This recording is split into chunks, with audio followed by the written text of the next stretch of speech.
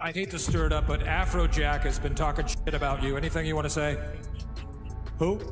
Afrojack? Clarify that I did not have a physical relationship with him. I did not have an intimate. It's crazy how a single smirk, a single bar, or even one offhanded line can ignite years, decades of chaos.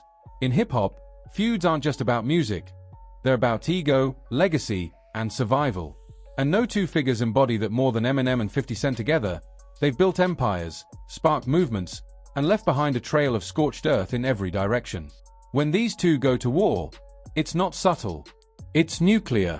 The moment someone steps into their line of fire, careers get rattled, reputations crumble, and the culture stops to watch it all unfold like an ongoing, high-stakes soap opera. The spark that lit one of the biggest fires in rap history began with Dr. Dre's vision. When he brought the game into G-Unit, it seemed like a move destined for greatness, a rising West Coast voice linking up with 50 Cent's powerhouse crew.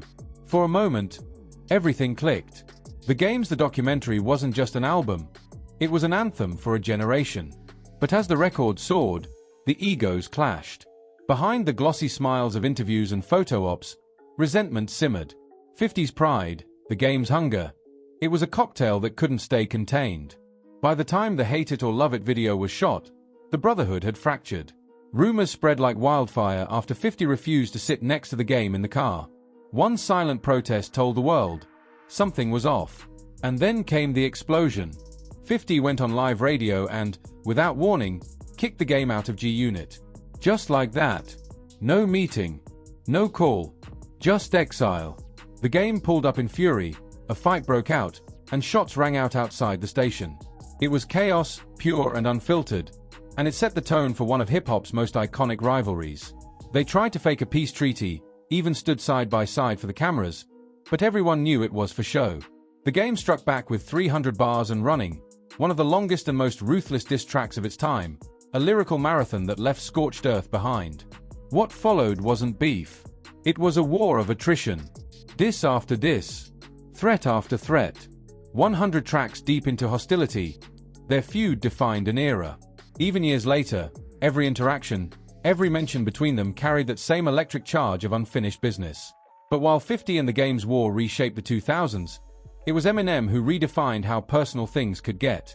He wasn't just battling for clout, he was fighting for dominance, using bars like daggers and metaphors like explosives. When he and 50 teamed up, their alliance was unstoppable. They were like hip-hop's version of a tag team, viciously loyal to each other, unrelenting to outsiders. So when Ja Rule dared to take a swing at 50, he wasn't just battling one man, he was facing an army. The feud that followed is the stuff of legend. What started as a street altercation spiraled into a cultural war that rewrote the rules of rap beefs. Ja Rule and Murder Incorporated accused 50 of snitching, 50 countered with Wankster and backed down. The diss tracks hit harder than bullets. Then J.A. crossed a line he could never uncross, bringing Eminem's daughter into his bars. That's when the Game changed forever. Eminem's response, alongside 50 and Busta Rhymes, was merciless. Hail Mary, Go to Sleep, Haley's Revenge. Each track a calculated strike, leaving J.A.'s career in ruins. It wasn't just music. It was a public execution. Years later, the Game reignited that same energy, this time aiming his shot straight at Slim Shady. When the Black Slim Shady dropped, it felt like deja vu, a younger artist trying to rattle the throne. The Game didn't hold back, taking aim at everything from Eminem's legacy to his family, even mocking his daughter. But fans were divided. Some called it brave, others desperate. And deep down, everyone wondered, why now? Why go after a man who's already solidified as one of the greatest? The timing pointed to one thing: resentment. After being left out of the 2022 Super Bowl halftime show, a Dre-led celebration of West Coast icons, the Game felt disrespected. To him, it wasn't just business, it was betrayal. While Dre, Snoop, and Eminem stood on that stage before millions, the Game sat in the shadows, watching his city honor everyone but him. He made it clear he wasn't going to stay silent about it. From podcasts to interviews, his words were sharp. He wasn't safe, he said, and that's why he was left off. He wore that label like armor, doubling down that he was too real for the industry's sanitized stage. Then came another storm, one that had been brewing for over a decade. Nick Cannon versus Eminem. What started as tabloid gossip about Mariah Carey spiraled into one of the pettiest, most viral rap dramas ever. Mariah denied their past, but Em responded the only way he knows how, with Venom. Bagpipes from Baghdad reignited old flames, turning what could have been a footnote into a saga. Nick tried to stand tall, defending his wife at the time, posting that infamous Tumblr rant promising to set him straight. Then came Mariah's clapback, Obsessed, complete with her dressing up as a Slim Shady lookalike. The internet went wild. For years, it lay dormant, until Nick Cannon's appearance on Expeditiously brought it all roaring back. He spoke calmly, respectfully, but the damage was done. Eminem responded with surgical precision on Fat Joe's Lord Above, taking cruel swipes at Nick, Mariah, and their marriage. Nick dropped the invitation and took things way too far, dragging MS Family into it. The track was brutal, almost uncomfortable, and it split the culture in half. Some applauded Nick for having the courage to clap back.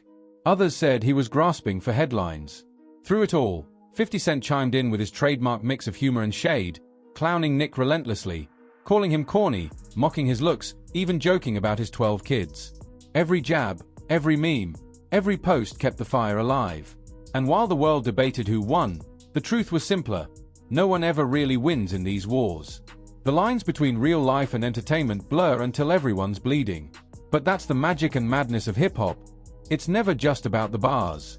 It's about pride, survival, and the need to be seen as untouchable. From J.A. Rule's downfall to the game's defiance, from Nick Cannon's outburst to Joe Budden's fallouts with Shady Records, every chapter of Eminem and 50's story proves one thing. They don't just make history, they fight their way into it. Even when the dust settles and the music quiets, the tension still lingers. Fans hang on every word, dissect every lyric, waiting for that next diss, that next shade-filled post, that one small crack that could make it all explode again. Because if there's one lesson this saga has taught us, it's that peace in hip-hop is temporary, but legacy, that's forever. The energy that Eminem and 50 Cent brought to the game still pulses through rap today. Every time a new feud lights up the internet, you can trace its DNA straight back to them, the architects of modern rap warfare. They changed the way artists battle, the way fans engage, the way the industry sells conflict like currency. Love them or hate them, they made the drama unforgettable.